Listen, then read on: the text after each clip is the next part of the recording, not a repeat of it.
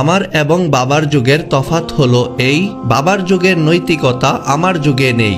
বাবার ঘরে ফকির এলে বসতে দিত পিড়ি, ফকির কাঁধে আমার ঘরের চায় না কেহ ফিরি। বাপ চাচাদের বাড়ি ছিল এক উঠোনে বাঁধা, দুই গায়ে দুই ঘর বেঁধেছি আমি এবং দাদা। বাবার চোখে আসতো পানি, কাঁদলে কুকুর ছানা, মানুষ কাঁদে তাও দেখি না আমি এমন কানা। পথে বাবা গাছ লাগাতো, পাইতো পথিক ছায়া, সেই পথিকার পথের প্রতি নেই তো আমার মায়া।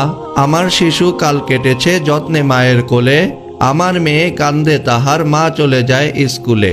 বাবার দুচোখ বর্ত জলে, কাঁদলে আমার মাতা, সঙ্গী মরে তাও ভিজে না আমার আখির পাতা। বাবার কোলে মাথা রেখে মরল আমার দাদা, মাতা পিতার নেই না খবর আমি এমন গাধা। বাপ চাচারা খাইল মিলে যে নলকূপের পানি, সেটা নিয়ে আমরা দুবাই করছি হানাহানি। আগের মানুষ মূর্খ হলেও মানুষ ছিল ভালো, লেখাপড়া থাকলেও আমার মনটা অনেক কালো।